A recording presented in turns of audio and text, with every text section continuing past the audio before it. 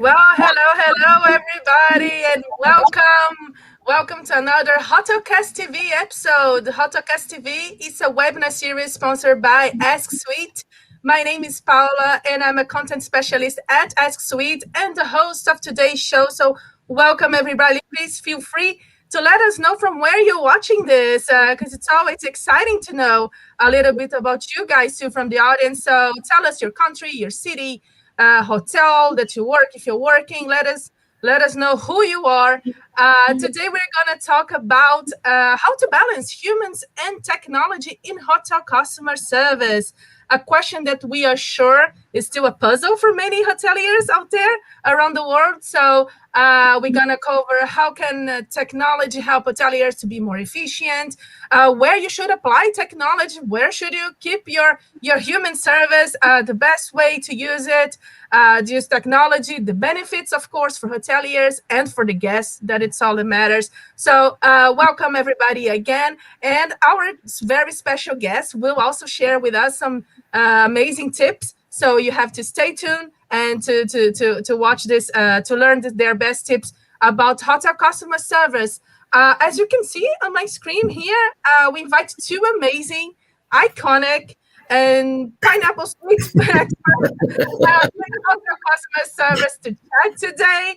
And I gotta say, I have to admit to everybody here, every time I thought about this webinar and I thought about these two guests that we have today, the only thing that was all the time playing in my head was this Grease song, the movie Grease, because it's one of my favorites, that says, because the power you're supplying, it's electrifying.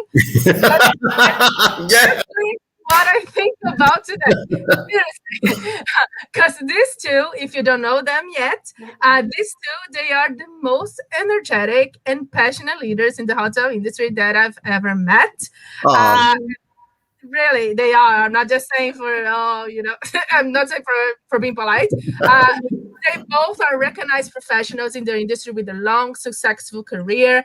And I had the honor actually to speak with them before, to interview both of them before, that you guys can find our previous talks on our blog, asksweet.com/blog. But this is the first time that they are together in a webinar. So I hope the energy won't shut down the system or anything like that, overload it. Yeah. But before I introduce them, I want to say too, don't miss out the opportunity to ask them questions. You have a chat, if you can see on your right side there. You can ask them questions about hotel customer service. Don't be shy. Write whatever is on your mind there, and we will do our best to answer you. So without further ado, ladies and gentlemen, let me introduce our first guest and she is Christine Trippi. Christine is the CEO of the Wise Pineapple and the author of Yes is the Answer. Christine believes in be confident, be empowered, and lead from the heart. So welcome, Christine. Thank you so much for being with us today. Thank you, Paula. And I love you even more now that I know that Grease is one of your favorite movies. You're also a fan of John Travolta and Olivia Newton-John then. Yeah, all of it. I love everything about it. Love it. And I think I just managed to say my age without saying my age, right? I love it. Well, Thank you so much for having me on again. I always love collaborating with you. You're just one of the most genuine, sweet people. So thank you. Thank you, Christine. But before we go to the next guest, in case there is someone out there that still don't know you, Christine, and what you do today, can you please introduce just quickly about yourself and your work you're doing right now? Sure. Well, like you mentioned, I'm the author of Yes is the Answer and the founder of the Wise Pineapple. What I do is help leaders and organizations to be confident, empowered, and lead from the heart. Mostly what I support hotels with is consulting, coaching, training, and keynote speaking. But whatever it is, developing programs for you, helping new brands develop that brand image, those are the things that I have the most passion about and just love what I do. I've been in hospitality for 34 years now, and my mission is to change the world one yes at a time. Yeah. That's amazing, Christine. Well, and we also have here the iconic Calvin Stovall. He is the Chief Experience Officer at Iconic Presentations. He specializes in delivering high energy presentations, and I can attest that, and training programs to help organizations attain iconic status. So, welcome to today's show, Calvin. Thank you so much for being with us today, too. I'm so excited to be here, Paula. Thank you so much, really, for having me come back again and get to talk to you guys. So excited. It's cool to be here with Christine too, which is that's icing on the cake. So yes, super happy, and thank you so much for the opportunity, and thank you to all your listeners out there for joining us today. Thank you. Yeah, and Calvin, and in case also someone has been sleeping for the few years and don't know who you are yet, and don't know what you're doing right now, can you also just quickly introduce a little bit about yourself and your work? Yes, actually, I actually have about 25, 30 so years in the hospitality industry. I've worked as a desk clerk at a Holiday Inn in downtown Chicago, which was started in the hotel industry. So actually worked in some positions in the hospitality industry. Eventually ended up as the vice president of brand marketing for Homewood Suites by Hilton. Really played a pivotal role in helping that brand grow from about 35 hotels to about 150. Then I went on to do some other entrepreneurial ventures. But right now, I love to help organizations attain and maintain iconic status. So I've come up with an iconic framework that I can help organizations do that regardless of size. I specialize in doing it, talking about it at keynotes, workshops, breakouts, whatever, man. I can pretty much do it all, but I want to help you become iconic. That's my thing. That's my thing. Yes. And you are surely iconic, Calvin. Thank you so much, both of you. Again, if you're watching us right now live, it's your opportunity to ask these two legends of the hotel industry your question about hotel customer service. So don't be shy. Just write on our chat, and we're gonna get started because we have a lot to cover. It's a topic that the three of us really love, which is hotel customer service. So okay, so let's get down to business.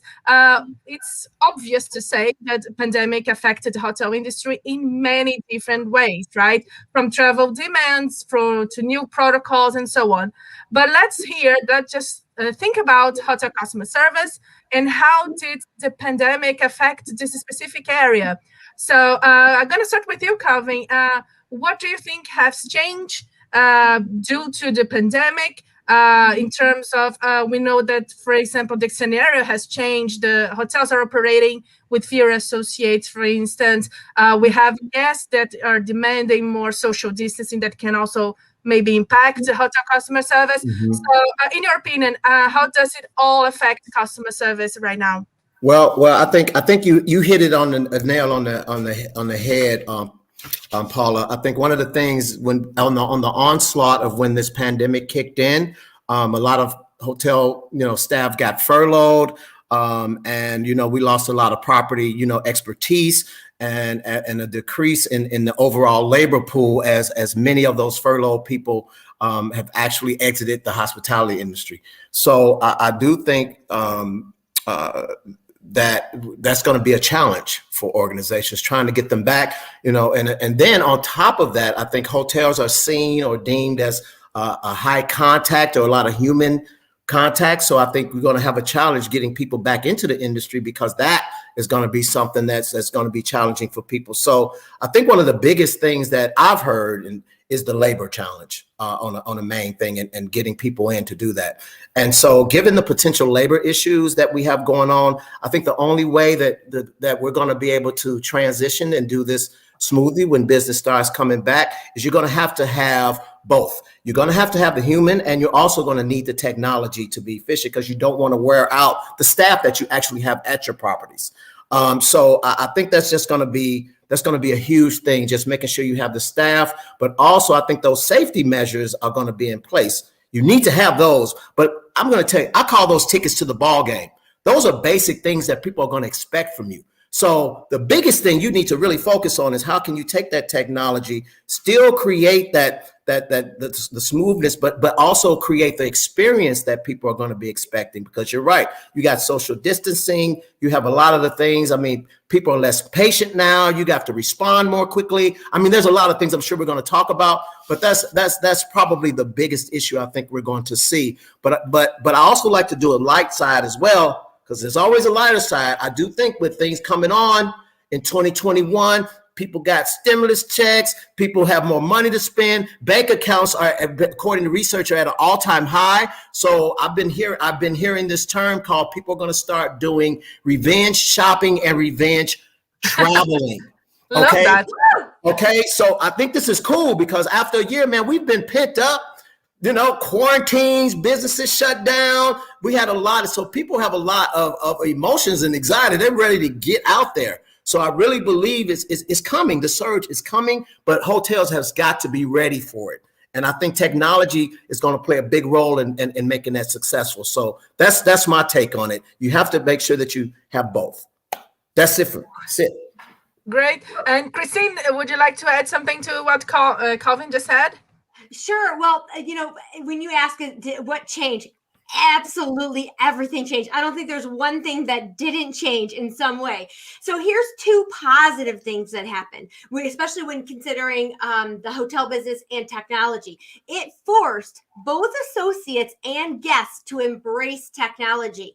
We were starting to roll out all of these different platforms and mobile chat and mobile key. And a lot of people were real hesitant on it, associates and guests. And now it forced everybody to go, let's get on the program because we're not doing it without it now. Right. Okay? So yeah, totally. So we as an industry became better at the process and the change, and guests ramped up their use of it as well.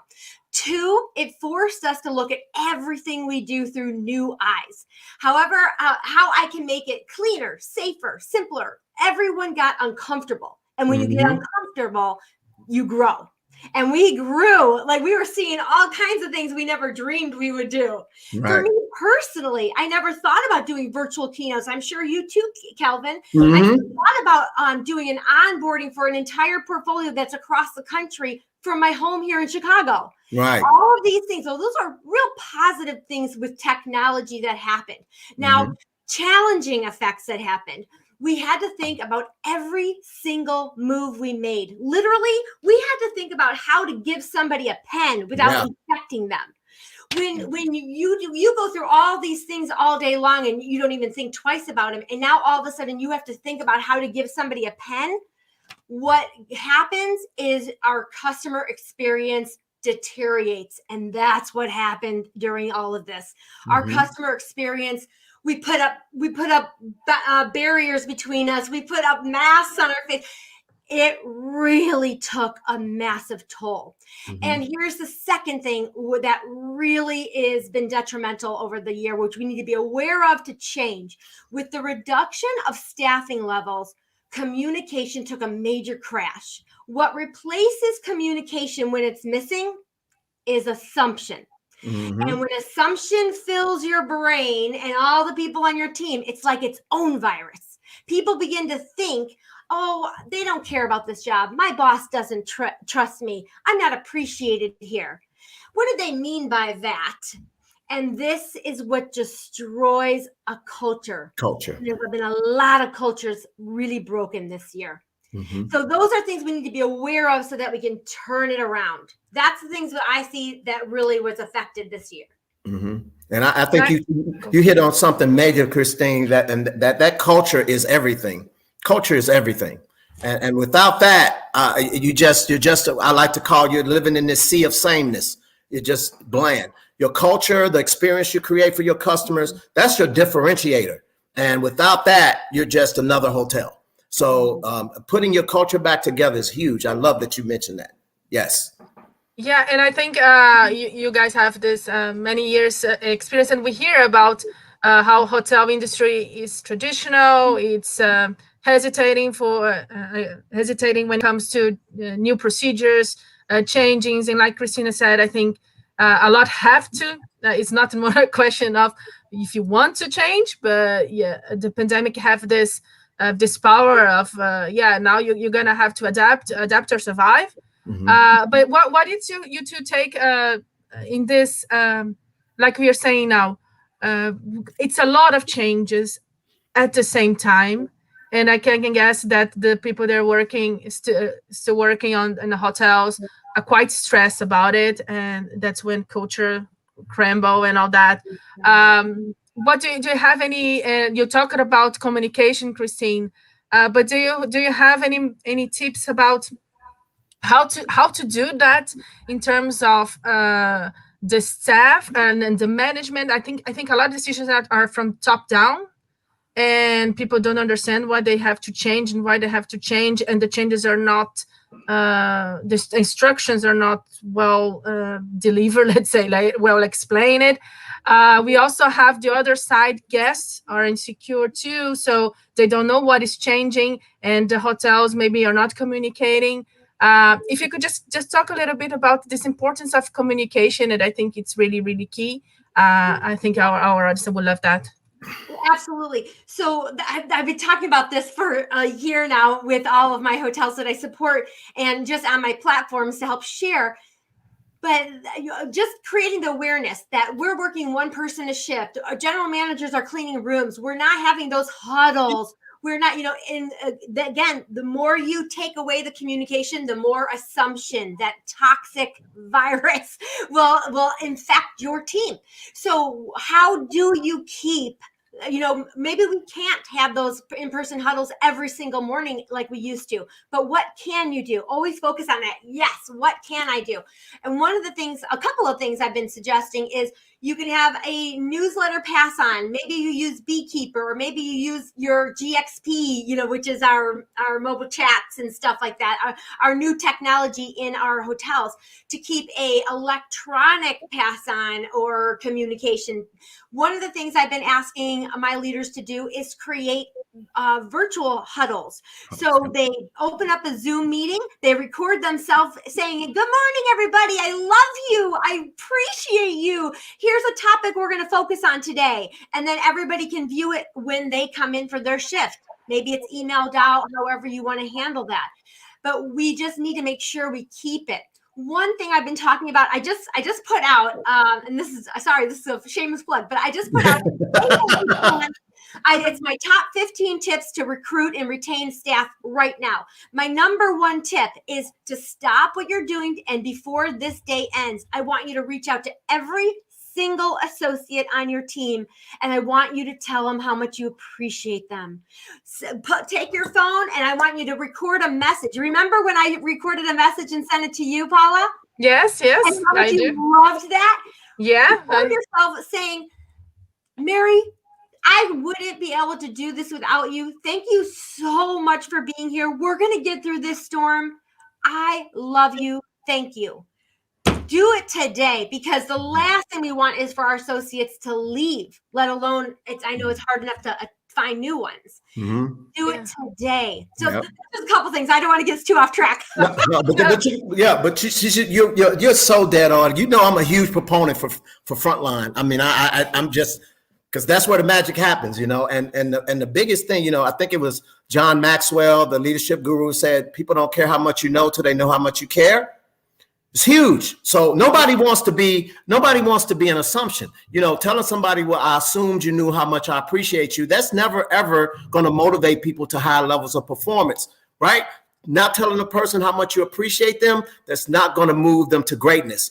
And we all want greatness from the people that work for us. So you want to make sure that you're instilling that positive attitude. You got to walk the talk. You can't be one of those leaders that's "woe is me, the sky is falling," because that bleeds into your team, and that will ultimately bleed into the customer experience. So you got to be careful, very careful. Yeah, I love something. I want to interject this. Paula, we are going off the rails. No problem. I'm loving it. Something that I just recently tapped into what Brene Brown said. Brene Brown's so amazing. Yes. And she talks about vulnerability. That's her big shtick. Yes. Because vulnerability without boundaries isn't vulnerability. So to go to your whole team and say, the sky is falling and all of that, that's not you being vulnerable. It's talking to the right person about what your fears are and whatnot. And it's also not going to your team and saying, everything's fine. Everything's fine. It's going to them, being honest, but then showing the light of what we can do to survive, to get out, to thrive. Absolutely. And say, yes, this is challenging. Yes, these are the new barriers we have to overcome. But we're going to do it together. And here's 1, 2, 3 steps on how we begin. That's what they need from you. And I want to also back up, because it's really hard when you're that general manager who's used to being a really good recognizer and culture champion. Then now you're cleaning rooms, you're working the front desk, you don't have any staff, you need to go out and find staff, but you're cleaning rooms, otherwise you can't sell. I mean, it's an endless thing. I want to stop for one moment and I want to say thank you. Thank you for not giving up on our industry. Thank you for not giving up on our team. You might not be hearing it either. And I want to be the person that says to you, thank you. Yes. Much, because we need you, and don't give up. Don't give up. That's right. Never lose the beat. Never lose the beat. You gotta keep moving. That's right. The show must go on, and I love it. Love the message from both of you. Let me just say hello here to our audience as well. Hi, Crystal. Hello, Bianca. Hello, Juliana. JS is saying here, mobile chat can be so fun. Yes, we agree with that. And I want to ask you, Calvin, actually, because you mentioned before about the new demands of guests, right? And this customer service. And one is, of course, is chat messaging and all these digital multi-channel ways of communicating. Do you think it's do you already see this change with the hotels that you're working with, or the people that you're talking to? What do you think about that? I think you're dead on. I do think we, as an industry, I think we probably have some catching up a little bit to do, and we really need to focus on this. This is because it's going to be big. We're all used to personalization. Okay, Netflix does it, Amazon does it.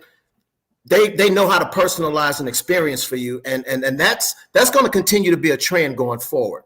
So I think one of the things from a technology standpoint, we just got to make sure we're able to do that for customers and guests, and as I mentioned earlier, customers are becoming increasingly impatient. You can't wait 3-4 days to respond to a text. You can't wait 3-4 days to respond to an email. So all of those things, a lot of the things that guests that are asking for, the things that you can automate, like most of 9 out of 10 of the questions that your guests are going to ask you, you can probably do an auto response type situation. Like where's the location? What amenities do you have? Things like that. So you want to have so guests aren't waiting.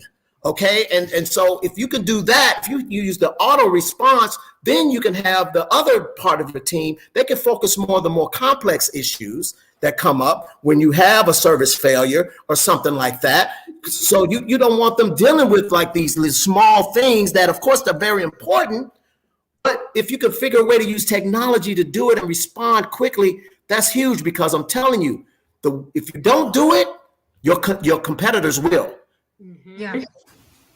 That's my whole take on it. And so you want to make sure, I think it's almost like you got to think like a high wire, what do you call the guys that walk with the high wire act? It's all about balance. Yes. You don't want to go too far on the technology, but you can't erase the human experience either. You got to balance them both and figure out where it fits for your hotel, your brand, or whatever, and balance it so that it's the best for not only for your guests, but also how it helps your staff. And that's important, because if you overburden them, too much anxiety, all of those things will build up. And of course, that's going to bleed again to the customer experience. So yes, you need both, because the expectation is there. I always say you're only experience. Yeah. And like Calvin said, Christine, is there one thing that's frustrated? I think it's frustrating in terms of customer service in any industry, and hotel industry is no different, is the time response, right? We hate to wait for a response. We really do. And we also hate when we're talking about customer service to repeat ourselves too. So that's why I thought it's also another new challenge there, because I know hotels that it's not the same person that answers in all the channels, so it can be very confusing.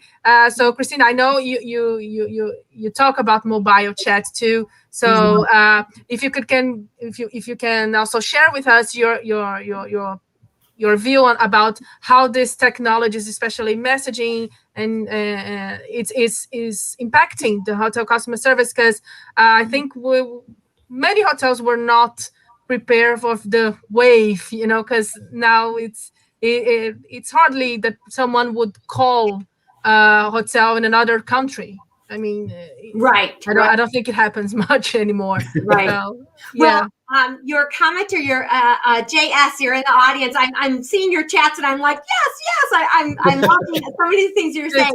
And yes, mobile chat can be amazing. And my friends, I have been waiting for a program like GXP. That's the Marriott mobile chat, mobile key program. I've been waiting for a program like that for 30 years. I kid you not, man. When this stuff was rolling out, I'm like, finally, they're catching up with what I want. As it's done before, and every level of my growth in hospitality, I would find ways to create the things that these could do. Some of the things like preferences and things like that through my own little manual systems. Now we've got this amazing power to be able to share preferences across the globe. It's just so amazing. So I've got 2 examples for you. So one, imagine finding out that your regular guest absolutely loves Diet Coke, and you're a Marriott person and they're a Marriott loyalist. They stay at Marriott hotels. For all you Marriott people out there, we serve that Pepsi. You know that this loyal guest is a Diet Coke girl. Not only can I track that for my hotel with the new technology. Now, I used to do those things manually, and we would hope if we catch it, but now it's all in that technology. I can run a report. I can see who's coming in. I can see what their preferences are. Boom, boom, boom. It makes my life so easy. Now, not only that, you can now add these things into global preferences. So now if my favorite guest that I happen to know she loves Diet Coke now is traveling to Brazil and she checks into a Marriott property, they're going to be able to pull up their GXP report that day and know what her preferences are. Right. This is game changing. Yes, it is. Now, this is the little caveat. These amazing tools are right there, but we're not using them. We're not inputting the great information. Remember, it's all about what you input is what you get output, right? Right. So we need to be running the reports. We need to be putting the information in. Then number 2, when you're able to remove the transactional pieces of what our jobs are, like check in, make a key, assign room, then it frees you up to come out from the counter, greet guests at the door, answer questions, be the concierge of your hotel. That's right. And really serve them instead of having to take up that time with technology or with the technical, or not technical, the transactional part of what we do. Mm-hmm. So it's not about technology replacing us. It's about enhancing how we can partner with it. Mm-hmm. And what JS was saying, in mobile chats, have fun. If you every time I mobile chat one of my hotels that I'm staying at, I'll say, hey, awesome front desk people, if you get somebody having fun with you, have fun back. Yes. Sometimes I would write, hey, I really enjoyed chatting with you. I'm Christine. Come to the front desk and give me a high five when you get here. That was before COVID. You can do it from a distance now. That's the real key, is to use it and have fun. And then here's a couple of best practice. Oh, can we go to best practice? Go. I'm with you. I'm rolling with you. Go. So 2 tips on best practices. Embrace the technology. Would you rather, and I ask every time I'm consulting at a hotel, I'll ask this question to the front desk. Would you rather answer 10 phone calls or reply to 10 text messages? Hands down, no one's ever said I'd rather answer phone calls. I'm just saying, then you need to love this new system. Because before I asked this question, they're like, the mobile chats, we can't keep up and da da da. And I said, if you don't answer those quickly, they're going to call you. Yep. Yeah. Yep. Yeah. Or go somewhere else. That too. All of it. So embrace the technology and understand what you're fighting against. You're fighting against something that you really want. Because you don't want to answer the phone. You want to just text a message back. Yeah. Okay. All right. True. So you can also run a report that, and I know this is a Marriott for sure. I know Hilton does this for sure. I'm sure your brands have this. If they have this technology, it's in there. You can run a report that shows their loyalty anniversary. How many of you have ever had an amenity or a card set up for a guest saying, thank you so much. It was this date 10 years ago. You signed up to be a Marriott Bonvoy member. Is that cool or is that cool? Nobody does that. And that's free. Okay. You can easily just run a report and see what their anniversary is. And if you're a Fosse person, you can see it right in Fosse. You don't even have to run the report. You can see their birthday. You can see their preferences. You can see what if they just achieved a new loyalty status. If anybody ever stays at your hotel and they're achieving a new status or have recently, and we don't acknowledge that, shame on us. Shame on us. Especially because the information is right there at our hands. Shame on us. I'll never forget when I was turning platinum on United Airlines, and it was a flight from Phoenix to Chicago back home. And on this flight, I was going to turn platinum. And I've been waiting 34 years to be platinum in anything, okay?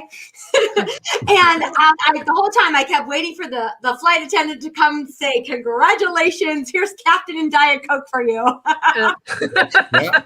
Nothing. Oh no, that's disappointing. That's disappointing, right? It's almost like when you go check into a hotel and you've been a long person, guest with that brand forever, and you walk in and they do nothing. Nothing. Yes. That's not personalization. That's not recognition. That's not appreciating that guest and all of the things that they've done for your brand over those years. You got to remember, man, people want to feel special. Yes. Yeah. Everybody wants to. Let me tell you something. I went to Chick-fil-A the other day, and the young lady, I wasn't even in her line. She turned around and said, "Hey, Calvin. Hey, listen."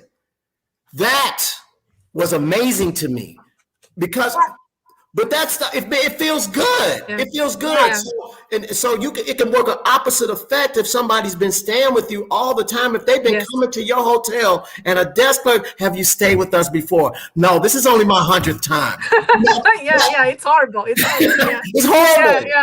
Yeah, and I think sorry to interrupt here, but I think that's what you guys are talking about. This is the balance between humans and technology. Because the technology gives you that information. If you don't do anything with it, then it's not worth it. Like it's what you guys say. And Julian is saying here that robots or automation can do what it's repetitive, and the staff can focus on the guest experience. Exactly. And that's what happened to me many, many years ago when we don't have that much technology out there. And I had to do. Christina was saying about the general managers before. They have to do 200 things that before they couldn't. And the technology can help you, hotelier, so you can help your guests at the end. So it's and you may need to consider, I mean, we're talking about the whole experience here, but you may have to retrain people that's not used to using this technology all the time. One of the clients I work with, McNeil Hotel Company, they've actually partnered with Kennedy Training Network, and they're going through like how to use technology in the sales process. They're training them on like teaching them, using webcams. They're teaching them how to create videos and send email messages. All of that stuff. You may have to retrain people so they're better prepared to take care of where we're headed. But if you have antiquated reservation systems, all that, you got to think about all of that because that you want to make you want to make it as seamless as possible for your guests. Yes, if you make it hard for them to do business with you, they're just going to get frustrated and they're going to go somewhere else. Yeah. Yes. Yeah. And remember that everything in our life is what we think of it. If we think, this new program sucks, it's going to suck. Yeah. We think, oh, I don't want, everything is what we would think of. So as leaders, we need to launch new initiatives with that positive mindset. And you might be thinking you're just talking in the back and people don't really think you mean it or whatnot. But just I'll give you a great example. You got a hockey group coming to stay in your hotel, and everybody's like, oh crap, the parents are going to be drunk and we're going to. But if you begin that way, even though you're thinking, well, I'm just saying in the back, they know appropriate way to act and behave and treat them. They don't, because you set the attitude of how we should think about them. Rather, we are going to make this the most amazing hockey experience these parents have ever had. And here's how we're going to do to make sure it's awesome. And with your energy, you can change it. Same thing with adding new initiatives like technology and mobile chat and mobile key and all that. If you come into it with it negative or this is never going to work, this is they're taking away our human person hospitality. Then that's what's going to go across your organization. Absolutely. Absolutely. I talk a lot about iconic mindset. It's a mindset. It is. Yeah. And how you approach all of this. For all of those of you listening right now, let me just say this to you right now. If you're expecting everything to go back the way it was, I'm sorry. It's not. Yeah. It's just not going to happen. So what are you going to do? You got two choices. You can either embrace the new direction we're going, or you're going to get stuck and left behind. We're not going to do the stuck and left behind. That's not what we do. Not in this industry. We don't do that. We go the other way. We go where everything is, where things are headed. So all of the things that we're talking about today, I know it's a lot. I know we're throwing a lot at you. It's like drinking through a fire hose today. But how do they say you eat an elephant one bite at a time? You start doing some of these things, the small, low-hanging fruit things that you can do, like the mobile things like that, making sure you're running the reports that Christine's talking about, leveraging all of those things to help differentiate you from everybody else that's out there. If you already have the tools, train your team on how to use it so you can start moving in the right direction. Because the more Amazon keeps doing, the more people like Netflix keep doing, all that's going to do is raise the bar for the experience. You got to remember, you're not only being compared to the people in your industry, you're being compared to anybody that delivers an exceptional customer experience. Amen. Yeah, that's it. I think that's a really change of mindset, Calvin. Because we are not competing with just some people in the same industry. Right. It's everybody. It's Netflix. It's whatever. It's Uber or whatever. You're totally right. And it's like you said before too. We don't have much tolerance for frustration anymore.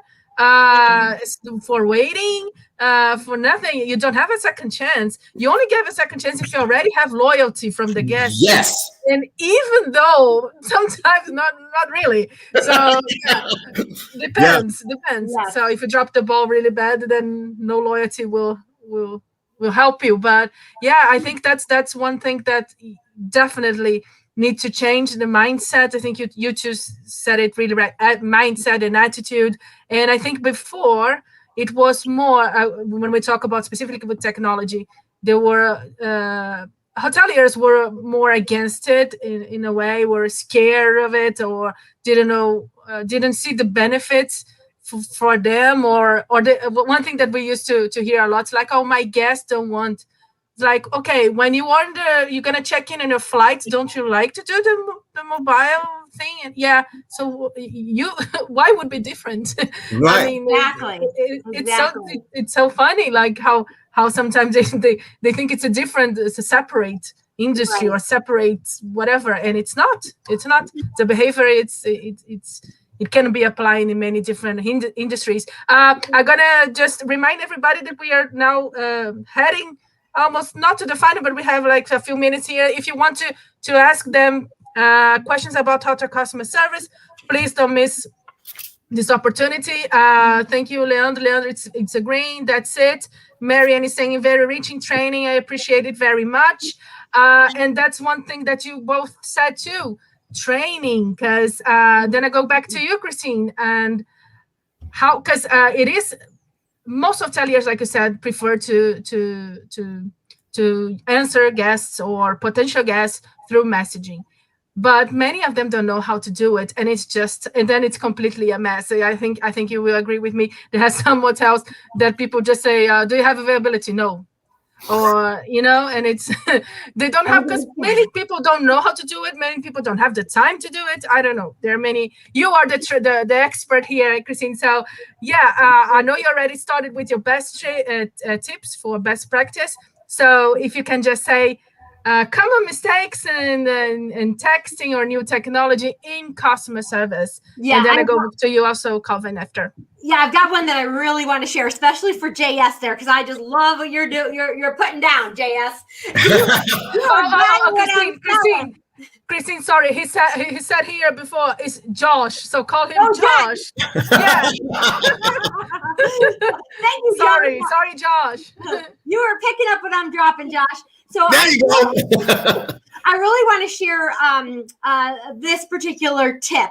Now, I don't want to provide tips on technology-wise as far as how to physically answer a text message, but I want you to talk about how you respond. When I cross the country and I'm consulting at hotels, I check every single hotel's chat log, and I see what questions are being asked and how we're responding. Now, I promise you, I haven't been to a hotel yet where I haven't found a lot of challenges. Not everybody, and some are better than others, but I see a lot of challenges. Let me give you an example. This is a real life example. The guest chat message said, "Hi, I hope this chat message finds you well. I just checked in online and I couldn't request my upgrade. Will you please upgrade my room if possible?" The response from our associate was, "Unfortunately, we have no upgrades available at this time, as we are in a sold-out situation. Safe travels." So this is a high-ranking loyal associate, or I'm sorry, member, guest, and we're not making friends first. Yes is the answer is my whole shtick, and I want to share with you how you can turn around these hard no's to answer yes. We could have said, first and foremost, "Thank you so much for being a Platinum Elite member." Right there, simple. Thank you for your loyalty. You don't want to be too verbose in chat, but you can absolutely be professional and welcoming. Then there's always, I have a long diatribe on this, so I won't go into this, but there is always something you can do. Every hotel associate I ask, "What is an upgrade here at your hotel?" They say a suite. And I let them know an upgrade is added value. Anything can be an upgrade if you articulate the added value. So there's always something you can do. So maybe in the moment you don't know what the heck that is. Maybe it's, "Thank you so much for being a Platinum Elite member. So excited for you to get here. My name's Christine. Come see me and let's see what we can do for you today." Something like that. We want to stay away from "no, I'm sorry, unfortunately." Get rid of those words. And when we go to saying, I'm sorry, unfortunately, we're in a sold out situation," or "Sorry, Illinois state law is there's no smoking in a building," or "Unfortunately, we are what was this one? This one said, "Unfortunately, there is a massive checkout today. There's no early available." No late checkouts. Yeah. What I want to no late checkouts, yes. Yeah. What I want to share with you is guests do not care about laws and rules and what your problem is, your sold out situation. They don't care. And often we as associates will say those things because we think it takes the blame off of us. It doesn't. It only makes them more mad. So again, go through those yes is the answer steps. Make friends first, talk about what you can do, offer those options, and get creative for those hard no's that you've got. Okay. So there is that. And then this was the other example that was, it's that he asked for, this person asked for an early check-in. I'm getting in early. I'm arriving in Memphis. They said, "Due to a massive checkout, we cannot offer a late check." Then she says, "Okay, well, what time is check-in?" And they say 3:00. "No, I'm going to put your name on the list. I'll text you as soon as it's ready." Nothing. We're giving them nothing. So I want you to keep this in mind. We're in an era where a guest can check in online, pick their room, get their room key via mobile text. Okay. a mobile app, and they could stay with us, and we might not ever have a face-to-face interaction with them. We need to make sure these mobile chats are as outstanding and extraordinary as if they were right in front of us, because that might be the only interaction they have with you. So very important message. Mm-hmm. Nice. Yes. Calvin, what about you, Calvin? I just want to quickly follow up on what Christine said. I want you to just think about, remember when you're responding and all of those things you're doing with your guests, I have something that I say, one of us is all of us. Remember, you're representing the brand, okay? Your guest is not going to remember your name or anything. All they're going to remember is one brand, one entity.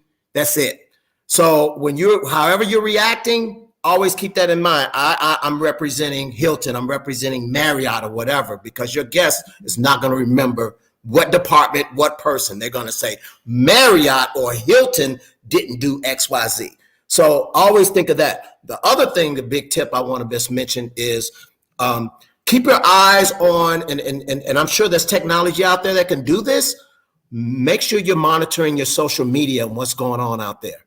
Because the last thing you want people to do is blast you on social media. Your guests have a megaphone, and they can either share with the world how much you love them or how much you frustrated them. You got to make sure you're monitoring those things. So if your guests are saying stuff on social media, you want to respond as quickly as possible and try to prevent them from going to a competitor. And I know there's technology out there that can monitor all those sites that might be talking about you. You know, and of course you want the good stuff that's happening. You want that to spread, but you do not want the other stuff to spread. The negative stuff, you want to catch that as quickly as possible and try to turn that experience around as soon as you can, because that can hurt your brand for a very long time. Because once they're gone, most likely they're gone. Mm-hmm. Yeah. And before we used to be afraid, remember, and I'm talking about 7 years ago, something like that, 5 years ago at least. We used to be afraid of TripAdvisor's review and all that, but now it's much worse. You have to pay attention. Yeah. And one thing that you were talking about, the technology, Calvin, and you were talking about specifically, if I remember correct, some training with sales. And social media, I think it's also important in this regarding this topic, because social media, it is not only a marketing tool anymore. It is also people. I contact a lot of companies and hotels through social media, and that is something also that I think hotels need to embrace as well, as social media, not only a marketing channel. Not only to post pictures or videos, which it is good as well, but also to have a customer service there, someone responding there. Because again, I do, and I know a lot of people do, and I know you guys, but many companies, I go to Twitter or I go to Instagram and to try to talk to them, and if they don't answer me at all or take too long or whatever, for me it's already a bad experience. Yes. And it's gonna affect, and it's hard to take out this first bad impression, right? Yes. There's a quote that I always use when we talk about when you don't respond. It goes, no response is still a response. Mm-hmm. And it's a powerful one. Uh-huh. Yeah. You not responding says to your guest, you don't care. Mm-hmm. Yeah. That is something that I think again, mindset change, and many hoteliers don't actually think about it. They think that's one thing. They want to be out there and in many social platform, maybe to attract more people and all that, and don't realize that no response can be as damaging as not having your presence, I don't know, in TikTok or whatever it is that they're trying to accomplish. Okay, we're heading to the final here, the final 7 minutes or so. I know you guys already share a lot of best practice tips in the new scenario, and I know it is really hard to say what is the best way to balance it, which is the topic of this webinar, because every hotel has its own mode of operation and staff and all that. But I think what we can get out from this conversation, it's not more about machines against humans. I think that we all agree with that. It's not something that's gonna go back, because I think a lot of hoteliers at the beginning, at least, thought that might be after the pandemic got under control, maybe things will got back. But I think we agree here that it won't go back, right? So you have to adapt to the new times of operations and of travelers demand as well. So if you have Calvin, you have any other best practice tips if you include this new scenario, this new your hotelier? Let's suppose you're a hotelier, an independent one. You are there. Okay, I'm struggling here. What do you think it's the best advice you can give in terms of how to embrace technology and human in customer service? I just think the biggest thing is, first of all, is as I mentioned before, is the mindset.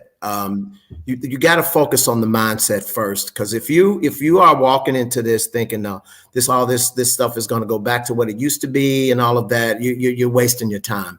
So focus on, what can I do today to create a memorable experience using what we have. I'm assuming you have basic technology, your system is pretty good. Do what you can to create a positive experience for the guests that you have coming in there. So some of the things, particularly that Christine mentioned, if you could do anything to personalize that experience for that person, do it. If it's just buying a soda, tying a towel some kind of way, saying happy anniversary, whatever it is that you can pull out of that, so that when that guest leaves your hotel, that they go on and put a review about you and say, hey, that was a great experience. I've stayed there, and guess what they did for me today? It was absolutely phenomenal. That's what you want to do. So low-hanging fruit, huge. You don't have to have this a band coming in and all that kind of stuff. That's not what we're saying. It doesn't have to be a big wow like that. It's the minimum, it's the small things that people remember, and be consistent with that. Focus on what matters most. And that's creating a memorable experience. You can do that with the technology. Don't be afraid of it. Use it where it makes the most sense for your hotel.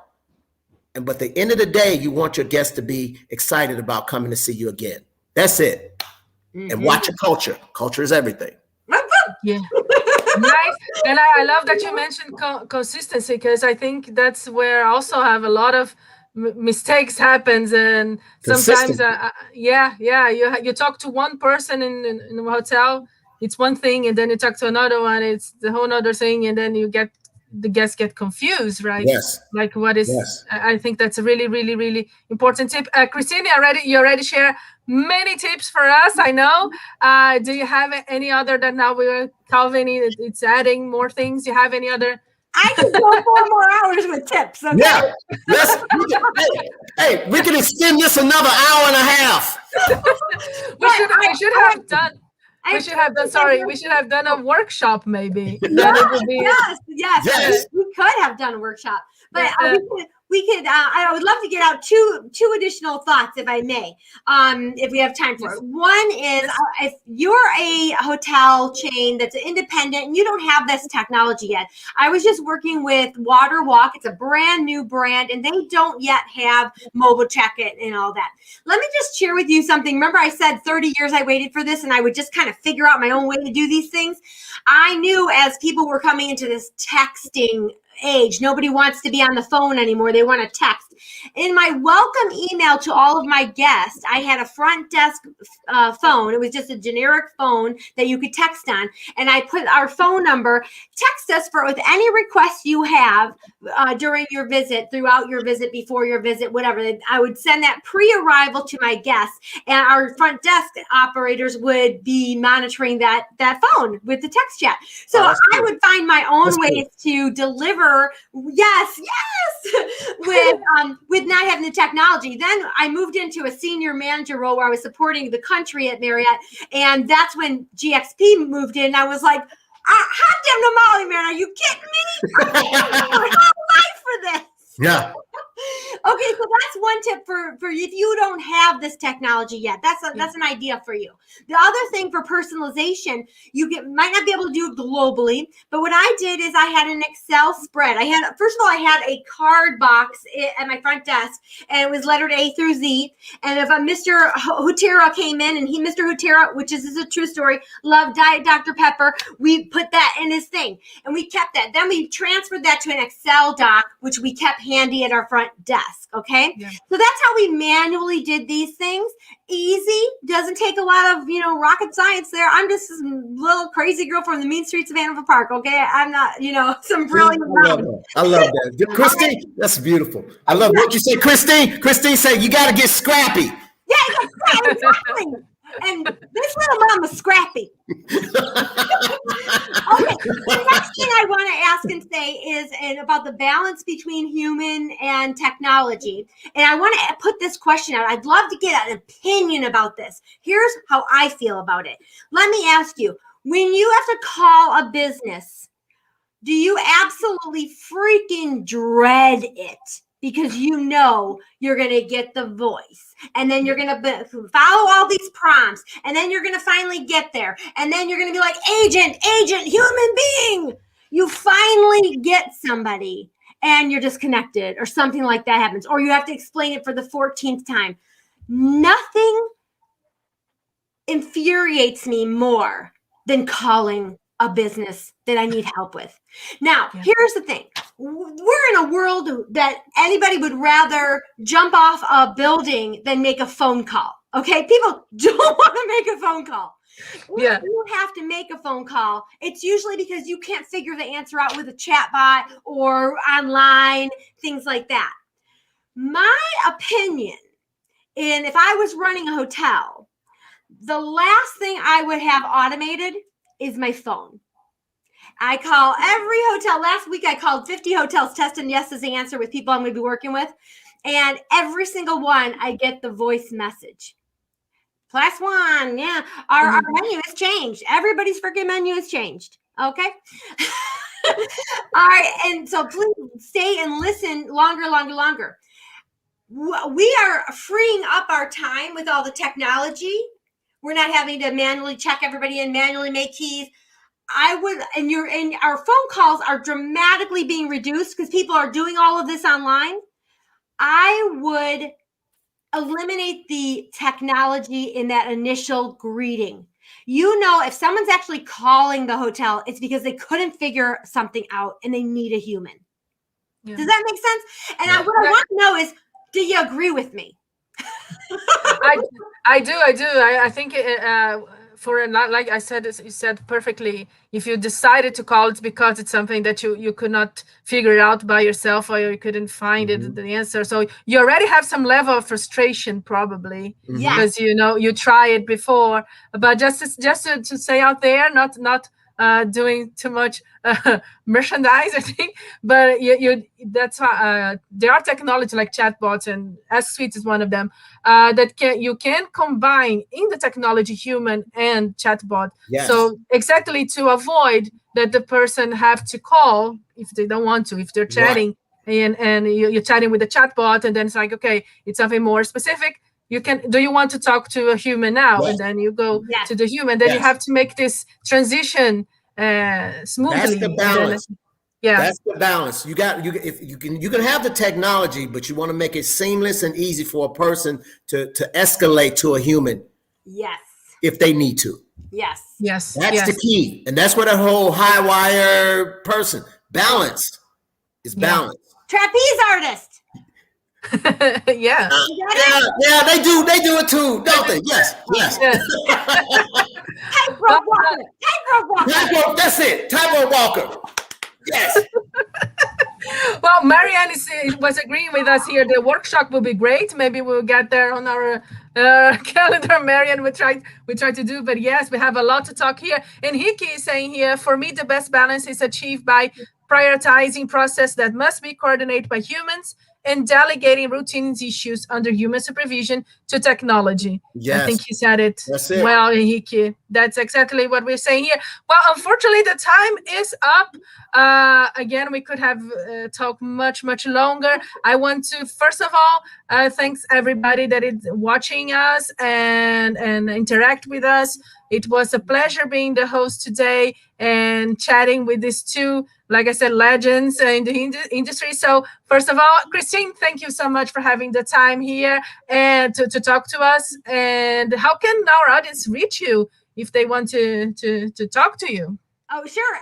The website is thewisepineapple.com, and I'm on LinkedIn, Facebook, Instagram. Reach out to me. I respond to everybody. Yeah, you're gonna have to, or there's gonna be.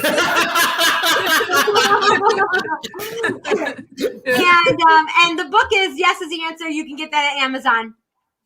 Nice. And Calvin, what about you? If someone wants to reach out to you and talk further, how they can do that? Just, I'm on iconicpresentations.net, and you can find me on all the socials at Iconic Speaker.